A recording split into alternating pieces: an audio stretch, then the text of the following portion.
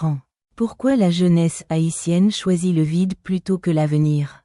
Cet article vous a été présenté par Gessner Deslandes, ingénieur en chef chez globalinternet.py. Chaque jour, je vois la même scène se répéter. Dans les rues, dans les transports en commun, dans les cours d'école, dans les foyers, partout où je pose les yeux. Je vois des jeunes haïtiens, le visage illuminé par la lueur d'un smartphone, absorbés par des vidéos qui ne servent absolument à rien. Des danses ridicules, des défis stupides, des sketchs sans intérêt, des contenus qui divertissent l'esprit mais qui n'apportent aucune valeur à leur vie. Regardez leur visage, vous y voyez de la joie. C'est vrai, une joie éphémère, une joie vide. Ils sourient, ils rient, ils partagent ces vidéos avec leurs amis. Mais que retiennent-ils? Rien, absolument rien. Ces heures passées à regarder des contenus insignifiants ne leur laissent aucune connaissance, aucune compétence, aucun outil pour affronter la vie réelle. Pendant ce temps, à quelques clics de là, se trouve un monde infini de possibilités. Des cours de langue gratuits, des tutoriels de programmation, des formations en commerce en ligne, des ressources éducatives qui pourraient transformer leur avenir. Mais non, ils préfèrent le divertissement facile, le plaisir immédiat, la satisfaction d'un instant. En 2026, la majorité des jeunes haïtiens vont échouer à leurs examens scolaires. Ce n'est pas une prédiction, c'est une certitude. Pourquoi? Parce qu'ils auront passé des milliers d'heures à regarder des vidéos de chats, des danses TikTok et des challenges insensés, au lieu de consacrer ne serait-ce qu'une fraction de ce temps à leur éducation. J'ai vu des jeunes passer 6 heures par jour sur leur téléphone. Mais ne pas pouvoir lire une simple phrase en anglais, ne pas savoir ce qu'est un algorithme, ne pas comprendre comment fonctionne le commerce en ligne. Pourtant, ces compétences pourraient leur ouvrir les portes du monde, leur donner accès à des opportunités que leurs parents n'ont jamais eues. Le pire dans tout cela, c'est que cette addiction est devenue la norme. Personne ne s'en étonne plus. Les parents voient leurs enfants collés à leurs écrans et ne disent rien. Parce que, c'est comme ça que sont les jeunes aujourd'hui. Les enseignants voient leurs élèves arriver épuisés en classe, les yeux rouges, l'esprit ailleurs, et ils baissent les bras. Mais les vrais responsables de cette situation, ce sont les plateformes elles-mêmes. Elles ont conçu leurs algorithmes pour créer une dépendance. Chaque vidéo est calibrée pour déclencher une petite dose de dopamine, pour vous faire rester 1 minute de plus, 1 heure de plus. Et les jeunes haïtiens, comme des millions d'autres à travers le monde, sont tombés dans ce piège. Pourtant, je ne peux pas les blâmer entièrement. Ils sont le produit d'un système qui les a abandonnés. Un système éducatif défaillant, des opportunités économiques limitées, un avenir incertain. La tentation est grande de s'évader dans un monde virtuel où tout est facile, où l'on peut être célèbre en quelques secondes, où l'on peut oublier la dureté de la réalité.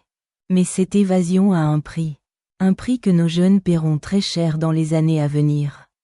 Alors qu'ils auront passé des années à regarder des vidéos insignifiantes, d'autres jeunes dans le monde, en Inde, en Chine, au Brésil, auront appris à coder, à parler plusieurs langues, à créer des entreprises en ligne. Ils auront construit leur avenir pendant que nos jeunes auront construit rien.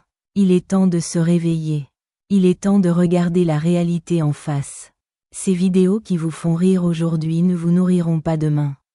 Ces challenges qui vous divertissent ne paieront pas vos études. Ces heures passées à regarder le vide ne vous donneront jamais les compétences dont vous avez besoin pour réussir. Je ne dis pas qu'il faut arrêter complètement de se divertir. Le divertissement a sa place.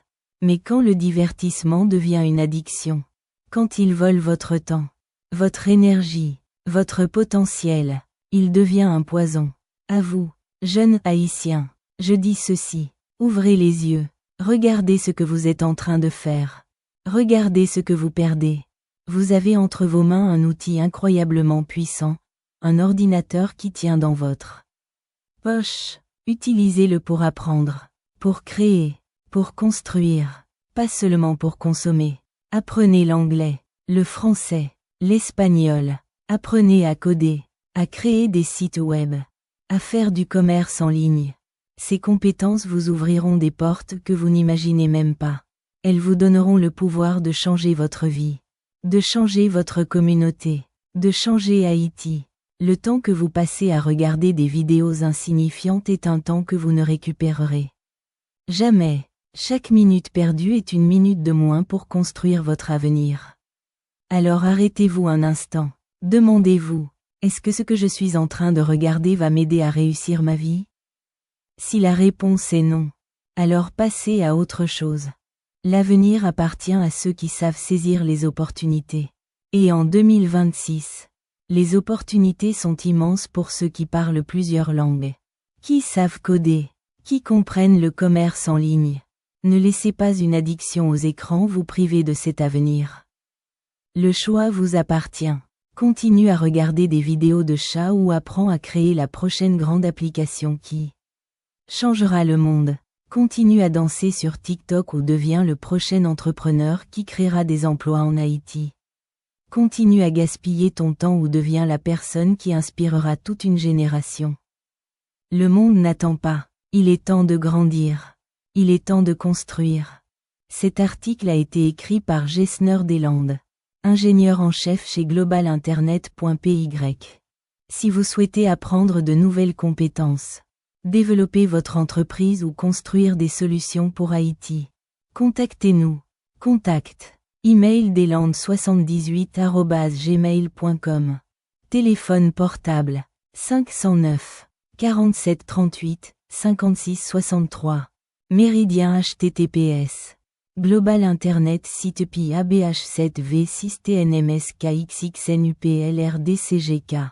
Streamly.app